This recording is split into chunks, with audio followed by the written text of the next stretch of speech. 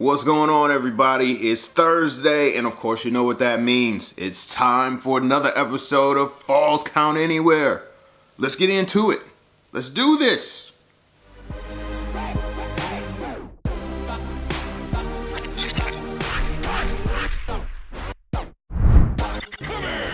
WWE Fastlane was this past Sunday, and the pay-per-view was a bit more predictable than even I thought it was going to be. We basically seen everything that we thought was going to happen. I was really disappointed to see Charlotte's pay-per-view undefeated streak come to an end. I feel like it was something that could have been stalled off until WrestleMania. That doesn't necessarily mean that they had to switch the title around, but maybe some sort of dusty finish, a disqualification, something like that. I have no idea where they're going to go forward to WrestleMania with this, but thankfully we still have about 4 weeks left of build and storyline to see, so here's hoping. I was also really disappointed to see Braun Strowman lose cleanly to Roman Reigns. Now, I understand the reason why he lost. You know, you had to, of course, put Roman Reigns over and make him look as strong as possible on his way to his conflict with The Undertaker at WrestleMania. But I kind of feel like Reigns versus Undertaker at WrestleMania was the easier route to go. Like, why not put Taker with a new up-and-comer who could use the win a little more than Roman Reigns? I mean, we've seen Roman Reigns go through basically everybody in 2016, and it looks like 2017 is going to start with him dusting off my personal favorite dead man in WWE, The Undertaker. Monday Night Raw was a little weird this week. There was a lot of build and emphasis placed on building those storylines towards WrestleMania. One of the coolest builds for WrestleMania was, of course, Jericho versus Owens. We knew this match was happening, and we've known it's going to happen for a little while now, but actually seeing them interact, and Jericho is going to be the face going forward, it was pretty cool, man. I like that that Owens, kind of laid the groundwork. You took my title from me, or you caused my title to be taken from me, so I want to take your title. And so we're going to see Jericho versus Owens for the United States title, which is great. Jericho is slated to be headed off pretty soon on a tour with Fozzy. Moving the U.S. title onto Kevin Owens makes complete and total sense. Give that title to somebody that can put on some excellent matches. Let it kick off your Raw pay-per-views, and I guarantee you Owens will look better with the United States title than he did with the Universal Championship. Mark my words. We also got to see a really interesting segment on Raw between Undertaker, Strowman, and Reigns. That scene, Strowman kind of back away from the Undertaker. And I don't know that it was necessarily him running from a fight. I feel like maybe it was Strowman giving Taker some respect. And it ended with Undertaker chokeslamming Roman Reigns, which, yes, fantastic. I'm really sincerely hoping that maybe, just maybe, at WrestleMania, Undertaker goes over on Roman Reigns. I really sincerely hope. But all signs are pointing towards this being Undertaker's final match at WrestleMania. So I think this is going to represent more of a passing of the torch type of moment, especially considering Roman Reigns has been putting really heavy emphasis on saying, this is my yard now. And if you've been following wrestling for a while, you would know The Undertaker has always referred to the ring as his yard. Over on Smackdown, you had some craziness happen with the women's title. There was an Alexa Bliss and Mickie James versus Natty and Becky Lynch tag team match that kind of ended awkwardly. Natty snuck in and hit Becky with a German suplex, even though she was her partner. Alexa Bliss tapped Mickie James on the back, snuck in, stole the victory, and at the end, we seen Mickie James kick Alexa Bliss in the face. So, what did they do from there? They had Daniel Bryan come out and make a multi-woman's title match for WrestleMania.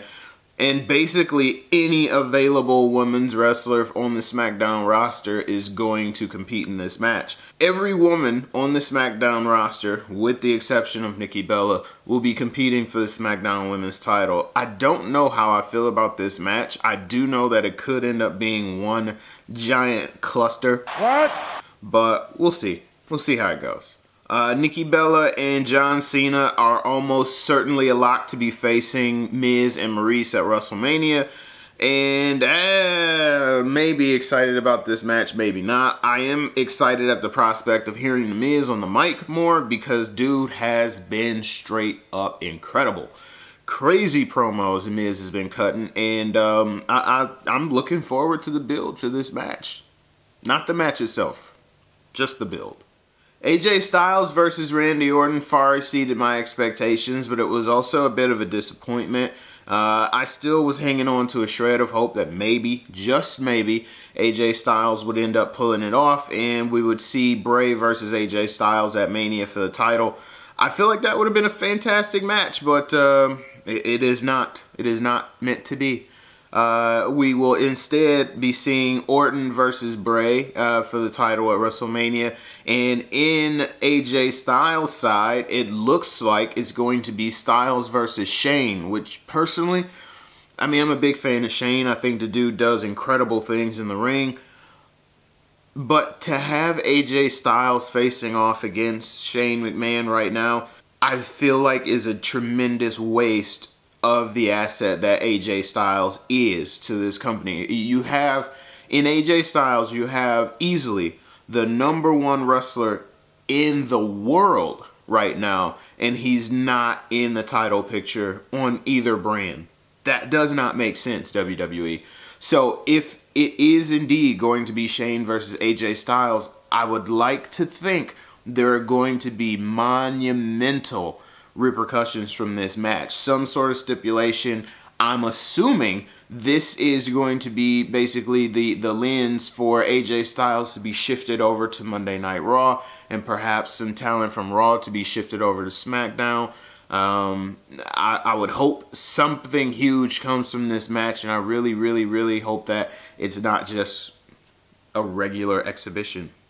Last thing from SmackDown, Dean Ambrose and Baron Corbin had a very interesting exchange that saw Baron Corbin attack Dean in the backstage area with a thick lead pipe and pinned him down with a forklift. So I'm assuming their match at WrestleMania is going to end up being a last man standing match. If not, definitely a street fight.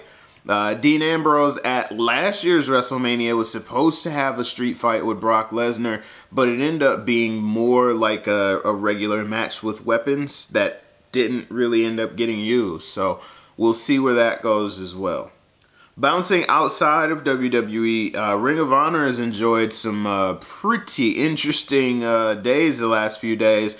So as we reported last week, the Hardys are out of TNA, and they ended up showing up at Ring of Honor's Madison Manhattan event, and they defeated the Young Bucks for the Ring of Honor Tag Team Championships. So now the Hardys are in Ring of Honor, apparently, and they're doing work with the tag team titles. And the Hardys are set to defend the tag titles at the Ring of Honor 15th anniversary event against the Young Bucks and Roppongi Vice. Roppongi Vice are excellent tag team, and I can't wait to see who comes out on top of this.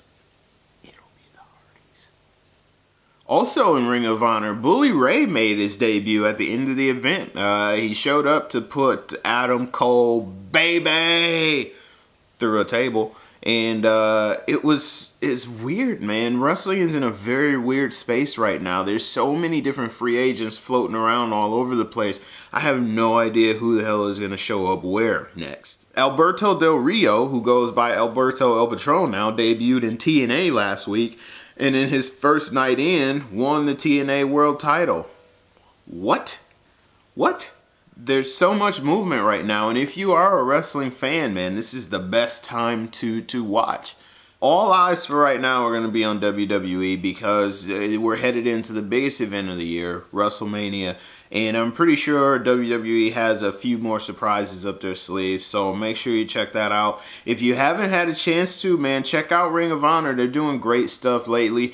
TNA seems to be on the rebound, but we'll see where they go. They have Cody Rhodes there now. They have Alberto El Patron. I'm pretty sure, again, Jack Swagger is on his way in. Everything is rebuilding, and wrestling as a whole is phenomenal right now. I can't wait, man. I'm excited. Super excited. I know my voice is sometimes monotone and you can't tell that I'm excited, but I am. I love wrestling. You should too. And so, with that being said, if you like wrestling, make sure that you give this video a thumbs up. Hit that like button down below. Leave a comment. Let me know what you think. Were you as disappointed with Braun Strowman losing to Roman Reigns as I was? Because I sure as hell was disappointed. What do you think about Alexa Bliss defending her women's title against basically everybody on SmackDown?